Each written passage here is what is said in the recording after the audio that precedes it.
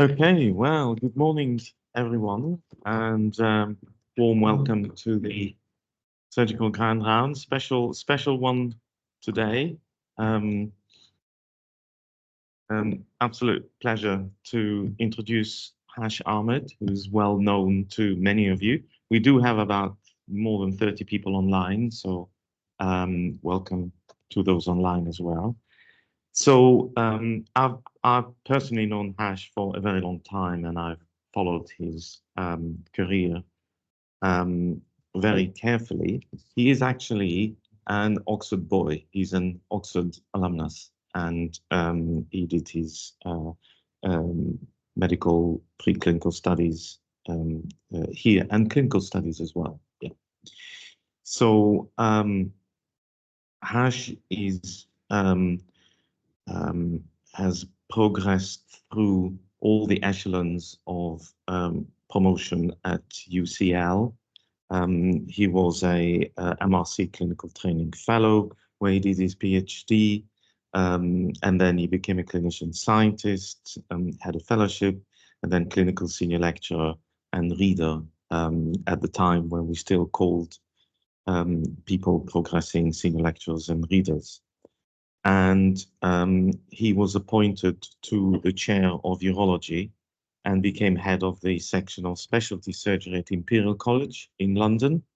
And this incorporates 7 specialties, and he is in charge of all that for his sins, but seems to be enjoying it very well. He was also chair of the NCRI prostate group for 6 years to 2023 until that stopped.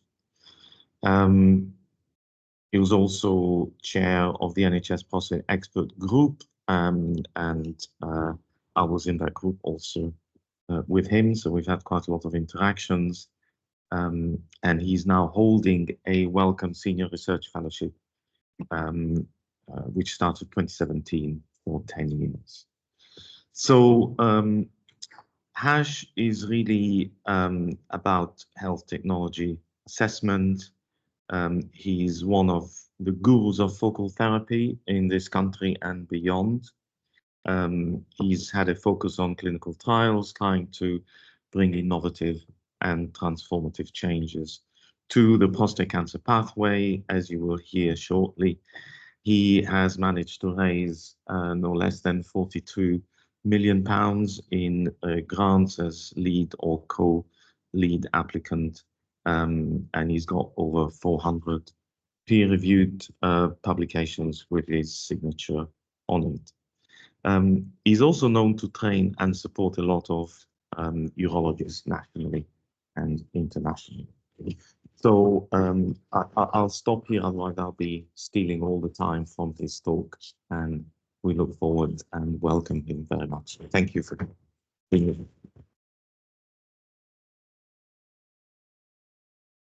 Freddie, thank you very much, and thank you everybody for coming and spending some of your precious time listening to me. And thank you for everybody for dinner yesterday, and Freddie particularly. It was a wonderful evening, so I really enjoyed it, and the company was the best. So I'm a urologist. I'm going to start off by embarrassing Ashok, who I specifically asked to be here. So I was a student here, really enjoyed my time, but and I tell this story because I hope it will help those early in their careers drive through some of the issues and failures that they might have. So I failed my finals in 2001, and it was in a viva outside of this lecture theatre that I was asked to how to put a catheter in, and the feedback was I gave a textbook answer in putting a catheter in, but the senior upper GI surgeon at the time, who's now retired, felt that I had never put one in, and he would never allow a houseman to be at the JR without having been able to put a catheter in. And the way you found out you failed your finals, as Alistair will know, is that on the board outside of the DCS office on the first floor, there's a list of people who passed, and you failed because your name wasn't on the list. It was a traumatic period, and it's one of those scars that throbs throughout your life. And Ashok and Neil Borley at the time were clinical lecturers, and they really helped me through that period. So Ashok, thank you. I don't think he realizes how much of an impact he had. And I think about him and Neil Borley almost every week, so thank you. I'm going to spend the rest of the talk talking to you about how I made a career in putting in urinary catheters. And get it to the right window. We all are conflicted. I'm a urologist, I do NHS and private work, and I make my living out of getting money, convincing people that what I say is important and might change pathways. And I'm ever grateful to a wider team, some of whom are listening in today, and funders and all of my partners around the UK and internationally, who have really helped me get here. My one mantra in our research program is a trial for every patient at every stage in their pathway. And we really mean that. We will have patients being approached at different points in their pathway. We will have studies and constantly thinking outside the box. And I will encourage that. And if anybody visits our team, you'll see that we have a very flat hierarchy and we encourage out of the box destructive thinking. And it's really, really important that we allow those early career researchers, people across the board, to thrive with their ideas. I won't spend the whole talk talking about every single study here. I did have some slides that might have covered almost everything here, but I'll focus on some of them. And I think it's worth revisiting for those who are not experts in prostate cancer or urologists who have called in or are in this room, revisiting what we used to do only 5, 6, 7 years ago. And in some centers in the US and Europe, this still happens, where a man who is at risk of prostate cancer has a back passage, transrectal, random biopsy without any imaging to find the cancer. And we end up causing those harms that we all know associated with the pathway, which is diagnosis of indolent cancers, missing important cancers, and then radical therapy where tissue preservation would be just as good. And we are, over the last decade, we've seen a revolution. I've spoken before that the last decade has been a revolution in how we diagnose prostate cancer by using imaging, targeting with biopsy, and then targeting with treatment, and wherever possible, tissue preserving in order to reduce those harms of treatment. And so the next decade is going to be a renaissance. It's going to be about finessing what we do. We've got through that revolution. We now need to finesse. This is a very old case, pre-promise, pre-MRI being launched across the pathway, showing you a prostate and axial with a tumor that you can see in the left side with that white arrow. And the minute you stick a biopsy needle into the prostate, it disappears. So doing an MRI after biopsy, you not only miss the cancer, you can't see it, but it also makes things look a lot worse. So T3 disease used to be, I think, overcalled using an MRI after biopsy. And it takes a few months for those changes to disappear before you see that lesion again. And so this is just a case to just set the scene. Man with an elevated PSA, he did have a trust biopsy, which showed 1 millimeter of low-risk disease, an MRI that showed a significant lesion in the right side on T2, dynamic contrast and diffusion. And then he had what's called a template mapping biopsy to diagnose definitively what was going on, because nobody believed what the MRI was showing. And there was a lot of skepticism. And the biopsy confirmed a small amount of medium grade disease in the right side. But there was a palpable lack of level 1 evidence.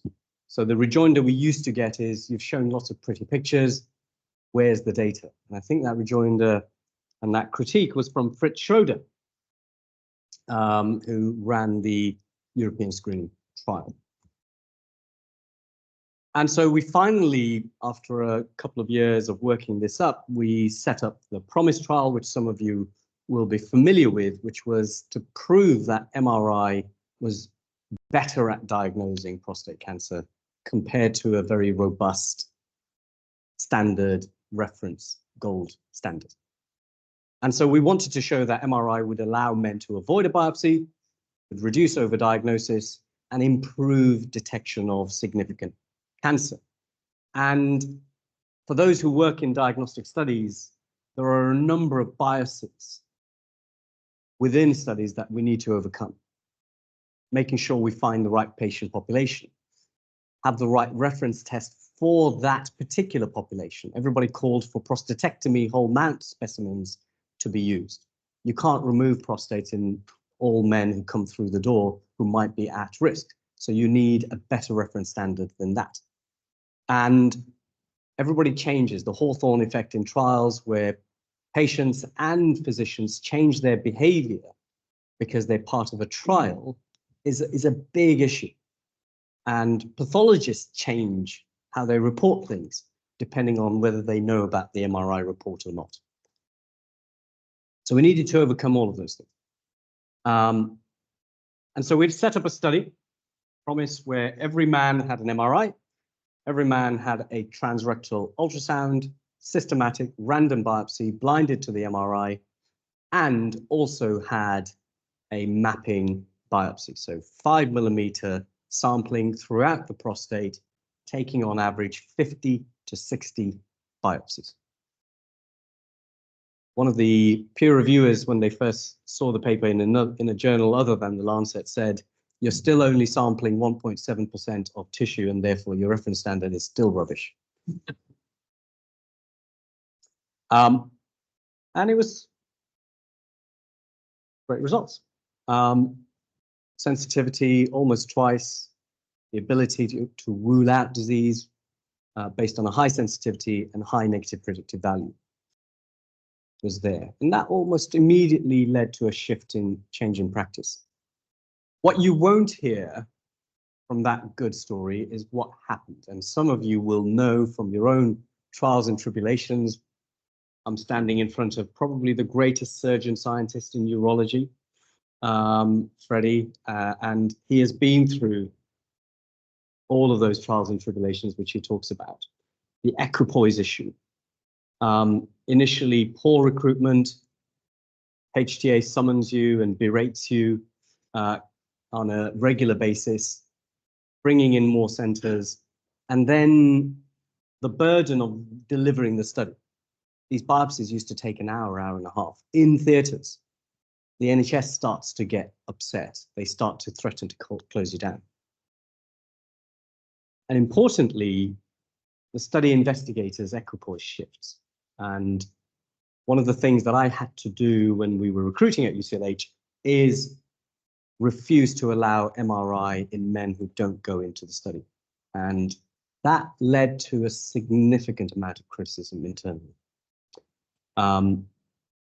And some shifts in the trials team's equipoise. I had to see that fellow every single raised PSA man that came through the door at UCLH in order to make sure that we recruited. And within MDTs, we were getting public displays of aggression about being unethical. I eventually had a patient refer me to the GMC. And that was a difficult 3 months as the GMC looked into it. So robust evaluation of imaging in prostate cancer was a key international need. There have been numbers of studies after this that have shown the same thing. We shifted, but it was important to do that first study. And in my mind, equitable access to a technology required a practice and guideline changing study. not just embedded in the ivory towers. And that required significant challenges, professionally, academically, and resource-wise. And that study, I think, brought forward the change in practice by at least 5 years, if not a decade. We hadn't done it. That informal dissemination would have taken a very long time. But there are things that we can continue to improve on within that diagnostic biopsy pathway. Ross, how are you? Good morning. I'm around as well.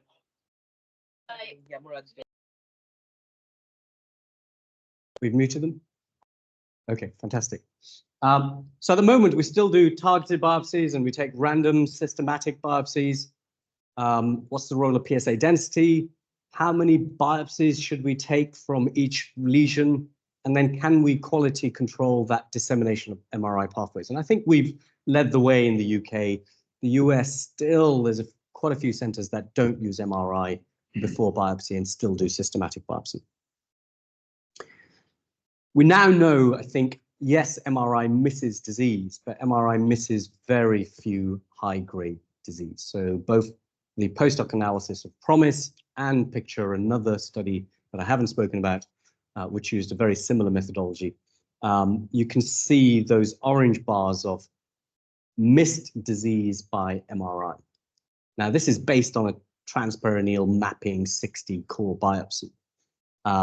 And we're missing very, very few high-grade, life-threatening cancers that everybody would agree is life-threatening if left untreated.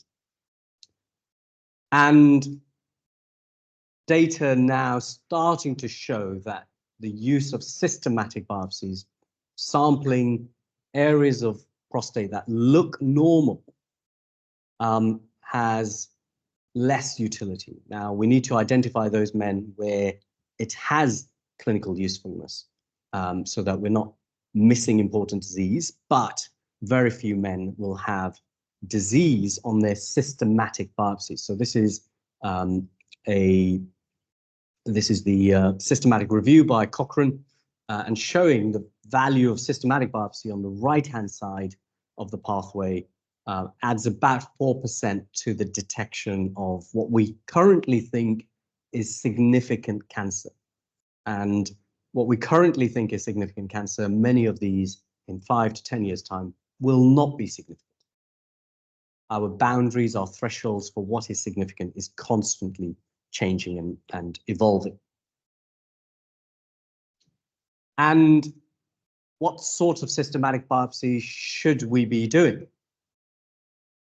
First of all, we need to define what we want to find. And initially it was any cancer, then it was intermediate risk cancer, now it's unfavorable intermediate or high-grade cancer. When you do find the disease in areas that look normal on MRI, does it change your treatment? Will you still nerve preserve on that side? And importantly, how many cores do you want to do? If you're really that worried about missing disease that MRI misses, then you really should be doing a mapping biopsy. Anything less is just psychology. And simple things like PSA density based on an MRI volume, based on knowing that the MRI is equivocal or negative, is really helpful. So this is again a summary by some authors looking at the overall data. And if you take the middle row where it's called PIRADS 3, you can see that PSA density of less than 0.1 or 0.12, whatever you want to use, those men with equivocal MRIs, where the radiologist is not certain, there's some patchy changes, you can really afford to avoid a biopsy. But you should probably, regardless of PSA density, biopsy those with a highly suspicious lesion score 4 or 5. And then how many targeted cores do you take? Do you try and be clever and take 1 or 2? Or do you take more than that? And great study from the US showing that taking biopsies from the penumbra increases your detection of cancer. But if you go too far away from the lesion, it makes sense that you're going to pick up less. And so you should sample the lesion plus the penumbra. This is a study from Cambridge and some collaborators, and again showing that you do pick up disease in systematic biopsies, where those systematic biopsies tend to be systematic biopsies close to the MRI lesion. So it's disease that you missed with your targeted biopsy or is in the penumbra of your targeted biopsy. And you have to really take up to 4, maybe 5 targeted biopsies in order to pick up most significant disease. So our protocol, in order to accommodate all of our varying levels of learning curves and expertise, is to take 5 or 6 biopsies from the target. Concentrate on the target. Don't take most of your biopsies from areas that look normal on MRI. And this is just another study reinforcing that the more biopsies you do to the target, you start to pick up more disease. And then importantly, just because you showed these pathways can be delivered in trials, can you achieve the same quality disseminating across healthcare systems? And so we were very lucky in 2017 to get 2.5 million from NHS England to deliver a regional wide change called the Rapid Pathway. And this is now the recommended pathway by NHS England for centres. And it was really about incorporating all of those changes that we had seen over the last decade into one all singing, all dancing pathway, and then checking that centres could deliver. And almost immediately, first of all, we started to meet some of the cancer waiting time targets. We started to see biopsy reductions, albeit variable across each month, and a significant drop in overall cancer waiting times targets at the time. And looking at the early 3 pilot centres, George's, Epsom, and ourselves in Imperial, very similar biopsy rates or biopsy avoidance rates, very similar diagnosis of grade group 2 or higher, and very, very low rates of grade group 1 disease. And to be honest, every time we find a pure Gleason 6 cancer, we beat ourselves up about it at MDT. Why did this man get biopsied? Why did we find this? And we really look hard into why that decision was made. And then 2, I think, key questions going forward is, do we need contrast? Contrast MRI in total is about 30, 40 minutes. That's a big healthcare burden. There's some concerns about contrast. And do we need to use technology to help us do those biopsies better? And using gadolinium is extra cost, extra time. There is requirement for extra supervision. Some concern about injecting gadolinium, especially if you're constantly doing it, although whether it leads to any consequences, we don't know yet. And with the huge numbers expected to rise in just normal referral patterns, we're going to need a huge amount of capacity. And systematic reviews have shown that using a short MRI without gadolinium contrast seems to have similar accuracy, but those studies are limited. And secondly, should we use image fusion? So these are slides from UCL where we worked on image fusion technology. Can you take the MRI images, contour them, put them into an image fusion software which is able to deform and lock that information live during an ultrasound so that you can then target that lesion better? And image fusion is something that some centers have, but I think the evidence has been very unclear. Most of that evidence has come from expert centers. So you're testing an image fusion software, a GPS system effectively, that allows you to put the needle into the right place against an expert user. Question is, can everybody meet that expert level by using software, or can they just meet expert level regardless of what software they use? And so this is just illustrating an ultrasound capture now, and you're locking that MRI information and deforming it to fit that ultrasound. And the error rates, if you don't deform, is about 5 to 10 millimeters. And then for simple people like myself, surgeon, you see a red blob, stick a needle into it. Although there have been cases where people have followed the red blob and the image fusion hasn't worked, and the red blob is outside of the prostate. Just like any GPS system, it will lead you down a ditch if you don't know the map already. And there are advantages and disadvantages to using image fusion. It may potentially democratize that expertise, but there are costs and additional time. So we do need to find out. And so we're currently recruiting into a double randomized trial. The first question that Pacific is asking is, do we need contrast? And in those men who have a suspicious MRI, do we need image fusion? And it's a big non-inferiority study for the first randomization, so 3,600 is the target. We've met 500. We need more centers. And the second randomization is a superiority question.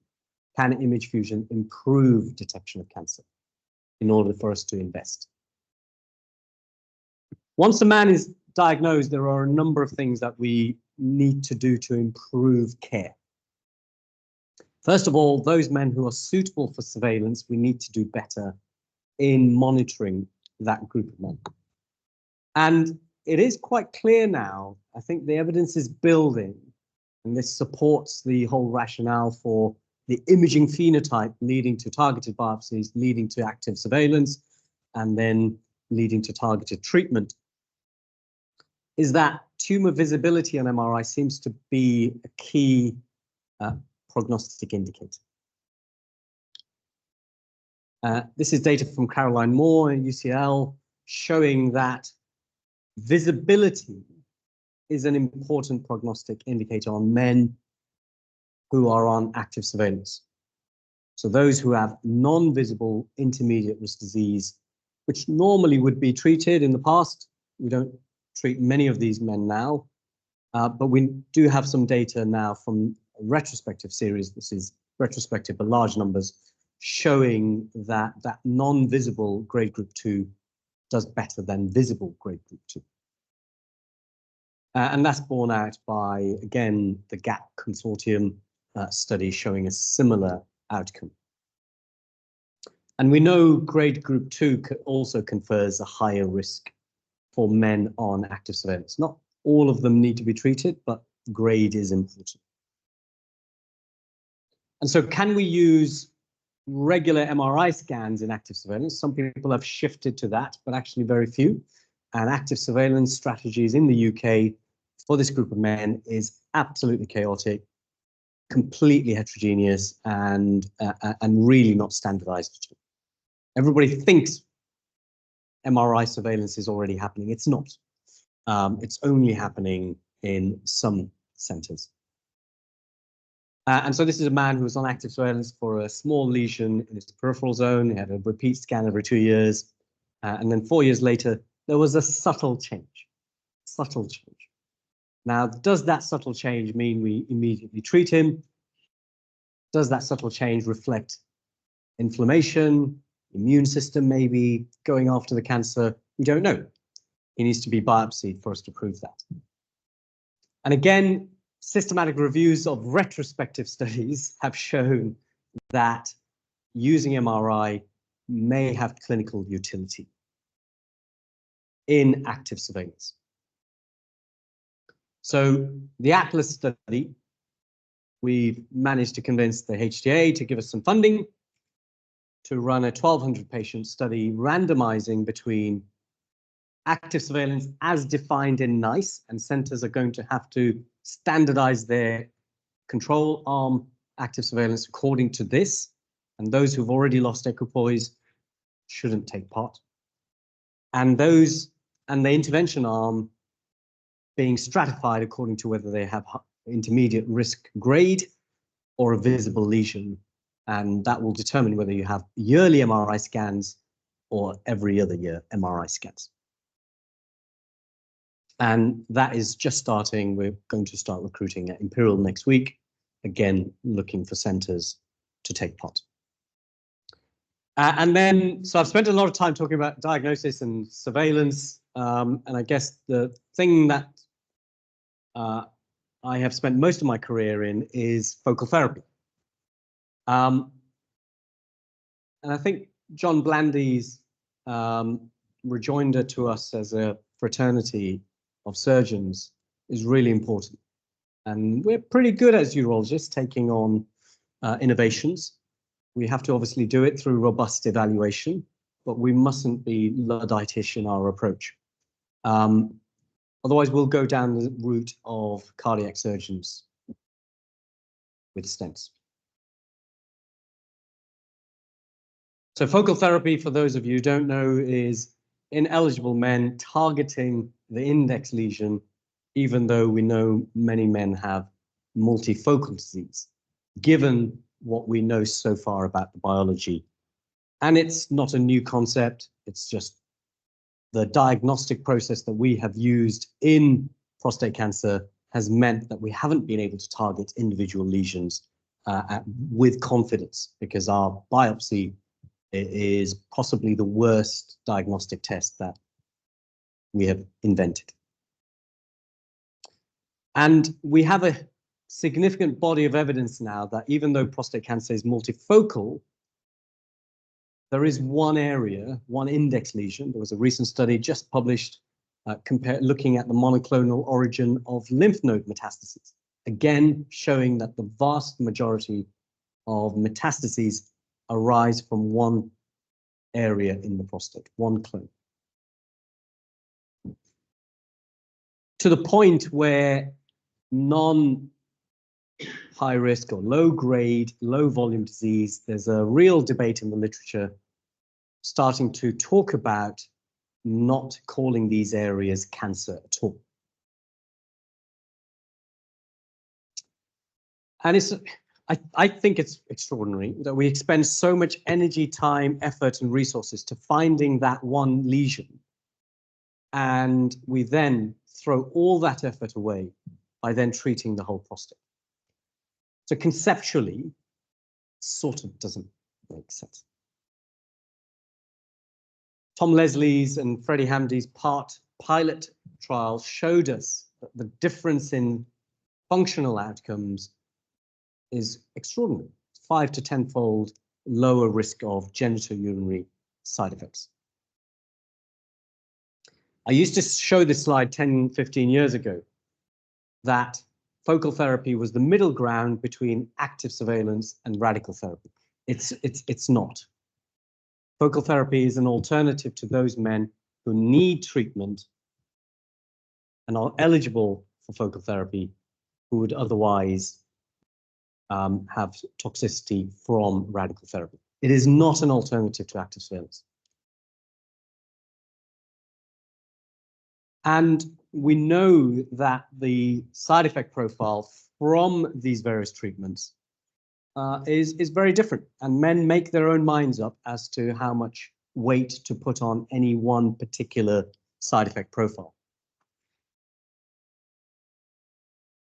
And we now know that we as surgeons, and I'm pretty sure oncologists too, and we need to do those studies, we as surgeons vastly underestimate the impact of radical prostatectomy on genitourinary function. And so I've changed my slide. We also know that patients are willing to trade off between survival and improved functional outcomes. They are willing to make those trade-offs between those. And you can see that the trade-offs they're willing to make on average, every man is different, but on average, the trade-offs men are willing to make will more than offset any survival advantage, few percentage points survival advantage of radical therapy over active surveillance.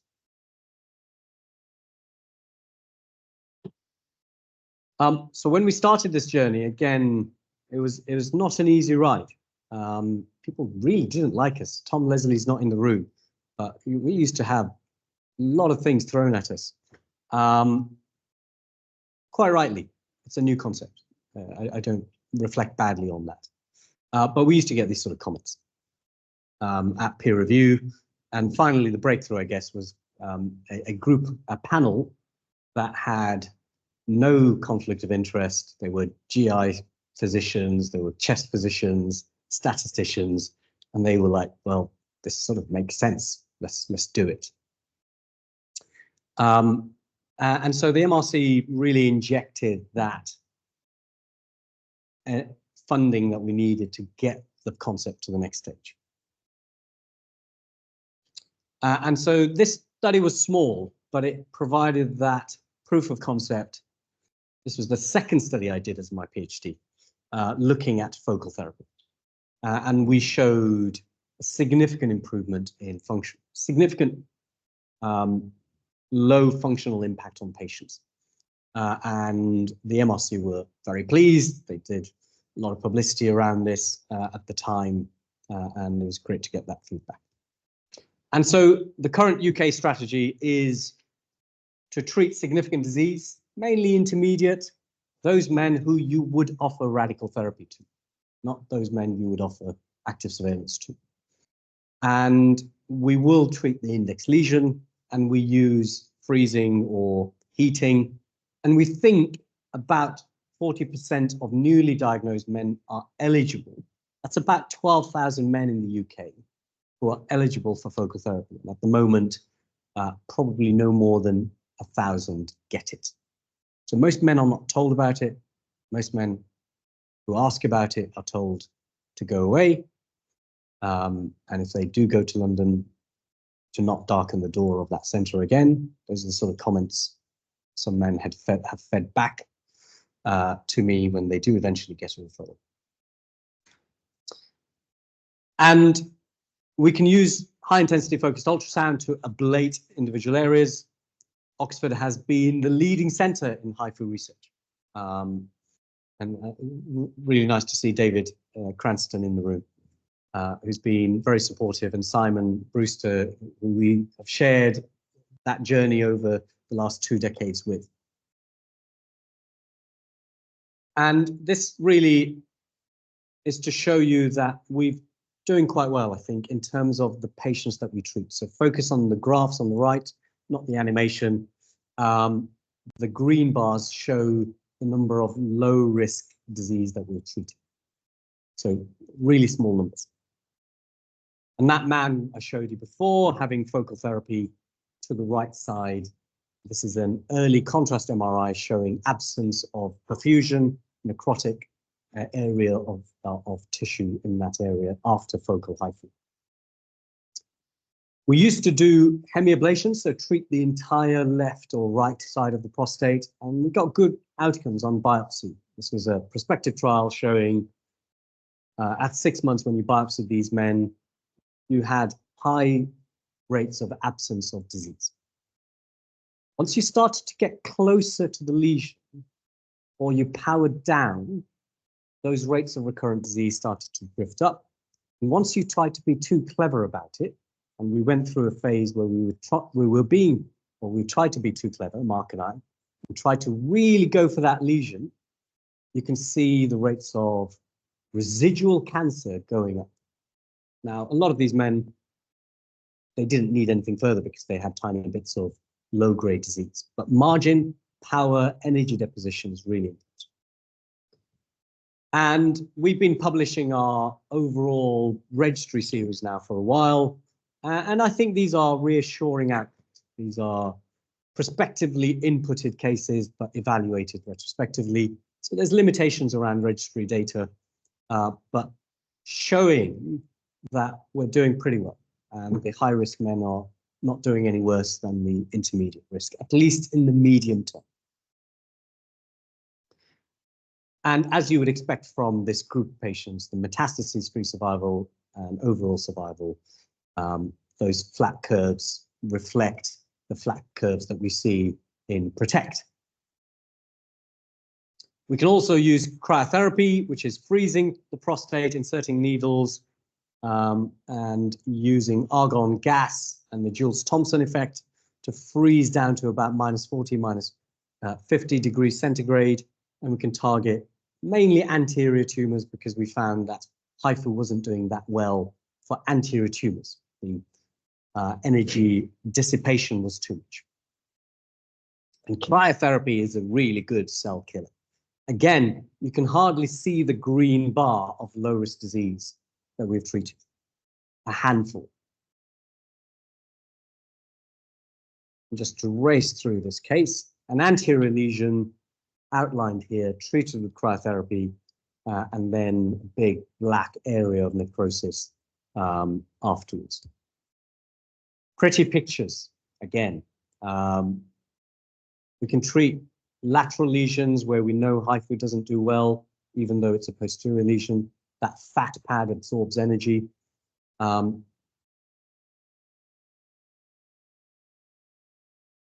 And again, short to medium term outcomes from this group. We are updating our data now with well over 1,000 cases. And again, showing failure-free survival, looking reassuringly acceptable. Do we have comparative data for focal therapy? We have retrospective propensity matched data comparing focal with prostatectomy. And again, we haven't accounted for residual confounders. This is not a prospective RCT, but reassuring that there are no differences, at least in the medium term, between radical prostatectomy and focal therapy.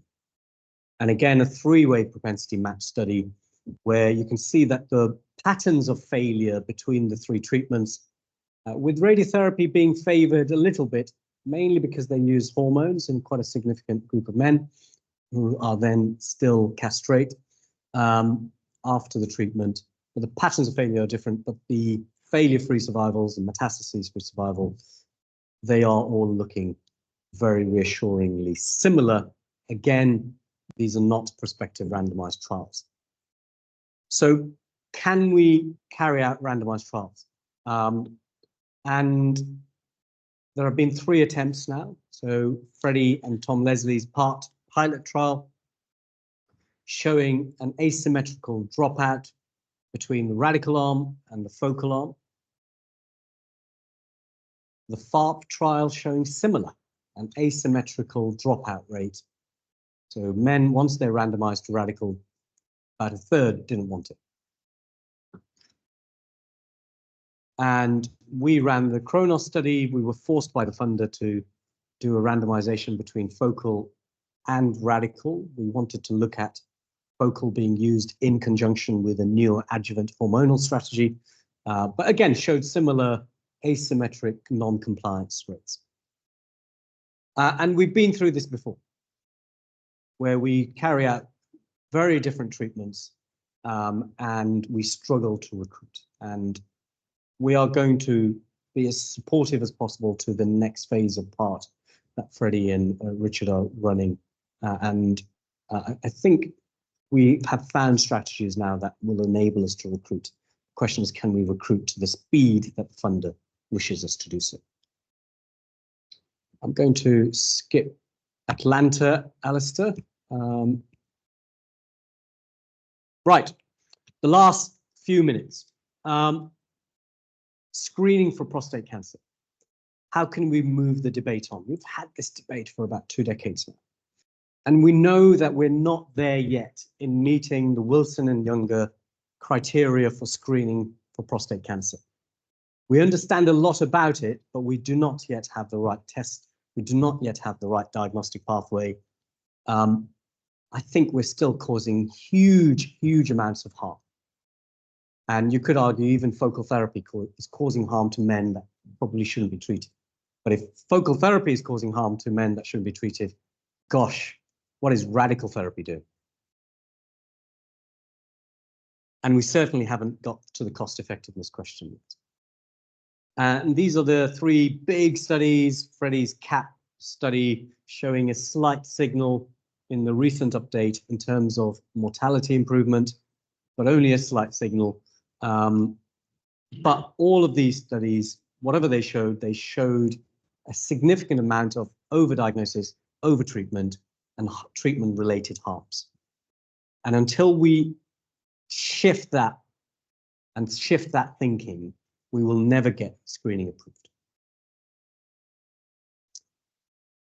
And we've seen improvements in the secondary care pathway through MRI, through targeted biopsies, through active surveillance, biopsy avoidance, significant improvements.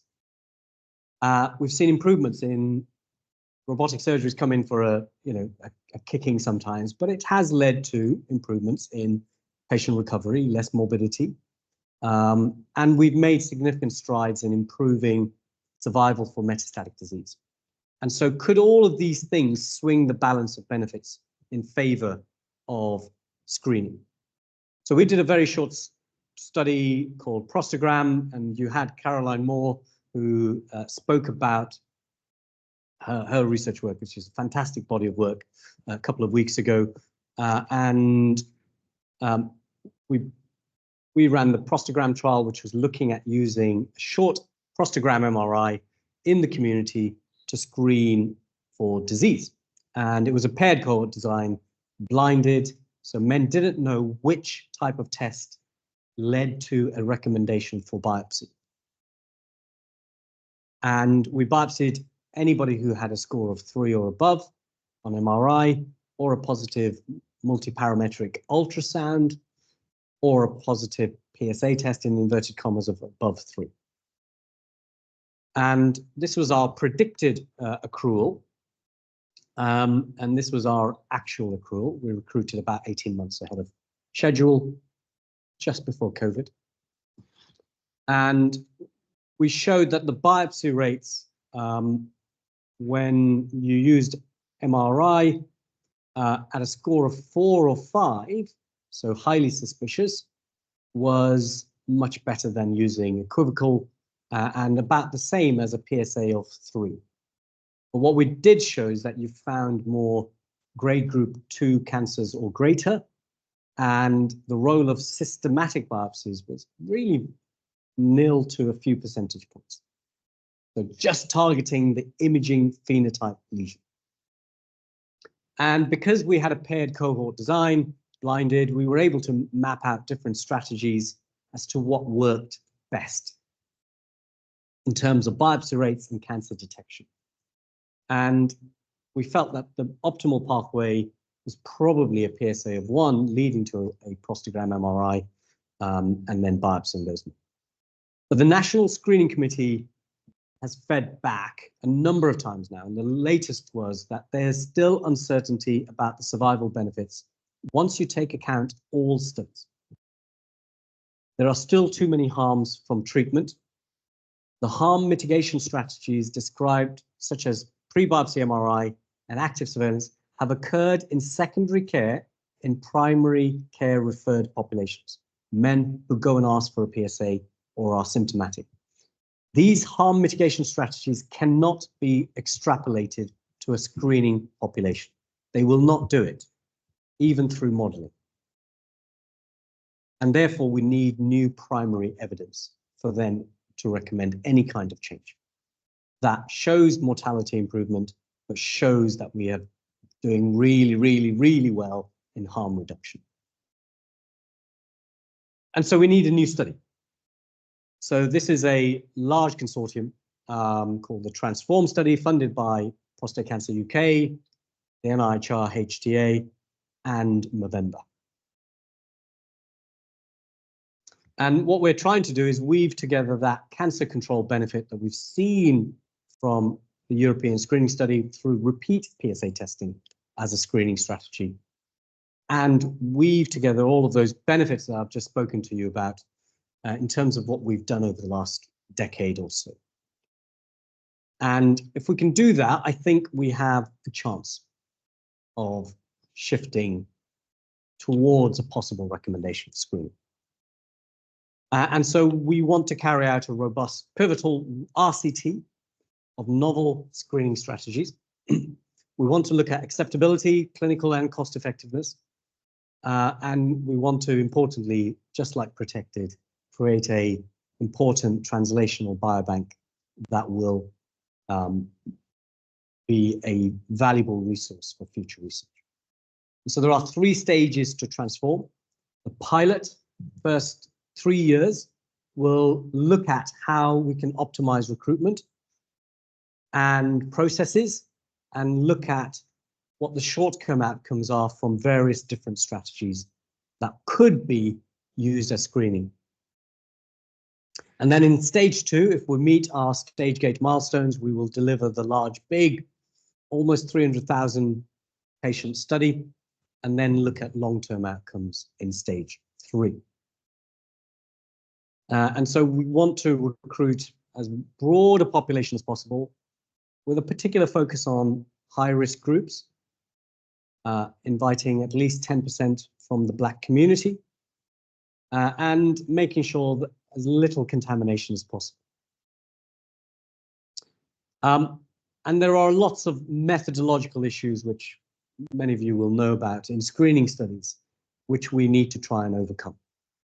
So looking at how we invite men, how we increase uptake, how we account for contamination and minimize contamination in the control arm as much as possible.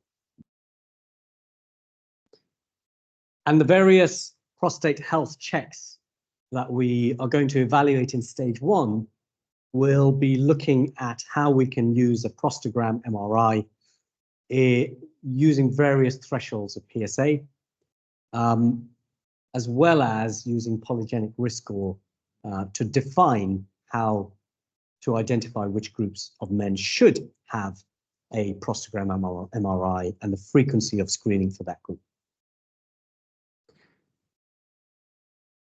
And we are looking for secondary care centers to help and partner with. And they need to be able to accommodate the additional biopsy, pathology, treatment, and follow-up burden, especially in stage 2. I think we're going to insist on transperineal targeted only, but we await translate and we'll see. They need to robustly offer active surveillance to low risk and some intermediate. We cannot have, as Anthony Zeitman called it, socially irresponsible care. And we in the UK are not immune from that. We cannot have huge harms. And so we are going to ask for centres that have a portfolio of treatments as well. And we're going to track what happens to those men so that I'm afraid misbehaving centres will be asked to step down. We cannot afford to fail. This is a complicated flowchart. I'll send it around later on, but this is the flowchart looking at, can we deliver a Zelen design? If we can't deliver a Zelen design, can we then do a different type of design that can still maintain low rates of contamination in the control and still give us a valuable long-term data that might prove screening works? I'll race through these. And depending on how many men say yes to that invitation will determine what design we go for and the numbers. And so we're going to spend a lot of time getting that invitation to take part in the study right. But we know it varies between 30 and 60% depending on which population we look at. But if we do show that a prostagram MRI works, then this animation was done by David Eldred Evans, who ran the prostagram trial. We're going to need a lot of MRI scanners. And so we are going to do some of that NHS dissemination capital investment work in parallel as well. But that ultimately will be a political decision. Oh, my last slide is gone. So I don't know why the last slide has gone. So thank you very much. A huge amount of work done, and this is just some of the work that we've done. And like I said, a lot of people in the team that I haven't thanked personally, because it'd be too many. A lot of partners, yourselves included, who have really helped us through that journey. And I look forward to carry on working with you all going forward. Thank you for having me.